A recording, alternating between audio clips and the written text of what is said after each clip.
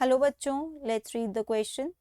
So the question over here says, why do all freshwater organisms have contractile vacuoles, whereas majority of marine organisms lack them? Question में हमें एक बात दे रखी है, हमें उसे जस्टिफाई करना है. तो देखो, जो ये फ्रेश वाटर ऑर्गेनिजम्स होते हैं, फ्रेश वाटर ऑर्गेनिजम्स, इनमें प्रेजेंट होता है contractile vacuoles. Okay, contractile vacuoles. और अगर हम बात करें कॉन्ट्रैक्टाइल वैक्यूल्स के फंक्शन की, तो ये कॉन्ट्रैक्टाइल वैक्यूल्स बेसिकली आपका ऑस्मो रेगुलेशन करवाते हैं. ऑस्मो रेगुलेशन, ठीक है, ऑर्गेनिज्म के अंदर की ऑस्मोलैरिटी को मेंटेन करके रखते हैं. और यहाँ पर क्या बोला है कि जो मेराइन ऑर्गेनिजम्स हैं, मेराइन ऑर्गेनिजम्स, इनमें नहीं होते contractile vacuoles. No contractile vacuoles. इसका रीजन क्या है? तो देखो, होता क्या है, जो ये फ्रेश वाटर ऑर्गेनिजम्स हैं, ये कैसे एनवायरनमेंट में रह रहे होंगे? ये एक ऐसे एनवायरनमेंट में रहते हैं, फ्रेश वाटर में सॉल्ट कंसेंट्रेशन ज़्यादा होता है या कम? ऑब्वियसली कम होता है. तो ये ऑर्गेनिज्म है, ये एक ऐसे एनवायरनमेंट में रह रहा है जो सॉल्ट का कंसेंट्रेशन कम है. मतलब सॉल्ट का कंसेंट्रेशन कम है तो पानी का कंसेंट्रेशन ज़्यादा है. तो ये एक, आप कह सकते हो, हाइपोटोनिक सोल्यूशन में रहता है. तो पानी क्या करता है, अंदर, बाहर से अंदर जाता है, ठीक है, क्योंकि सॉल्ट का कंसेंट्रेशन अंदर ज़्यादा है, मतलब पानी अंदर कम है, बाहर ज़्यादा है, तो इस तरीके से इसके अंदर जाता है.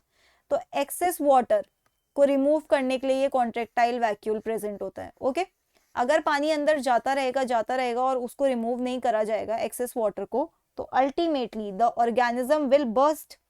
ठीक है. So contractile vacuoles remove excess water to maintain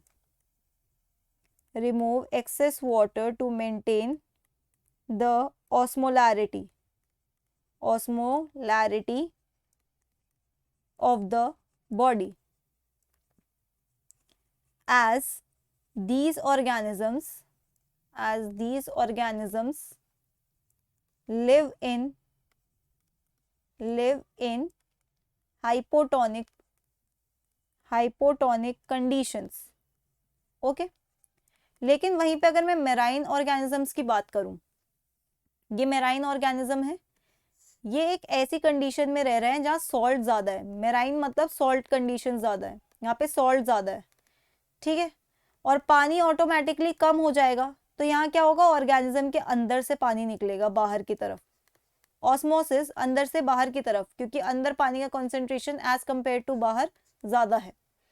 अब अगर यहाँ कॉन्ट्रैक्टाइल वैक्यूल्स भी हो जाएंगे तो वो और पानी अंदर से बाहर निकालेंगे, right.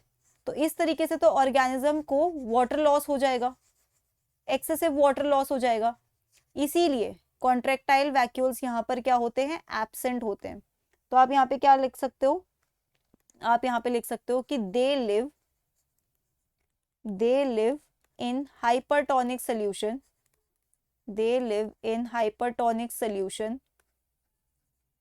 facing threat of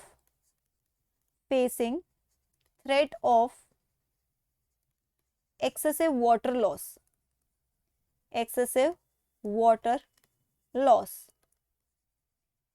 If contractile vacuole present,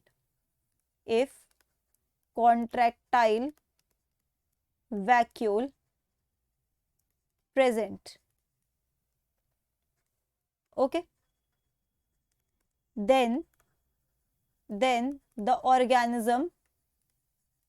organism faces risk of increased water loss. ठीक है, वैसे ही वाटर लॉस होने के चांसेस ज्यादा है क्योंकि वो हाइपरटोनिक सोल्यूशन में है. और अगर कॉन्ट्रैक्टाइल वैक्यूल पानी को बाहर निकालेगा तो डिहाइड्रेशन हो जाएगा. So that's it for the question. I hope you understood it well. Best of luck.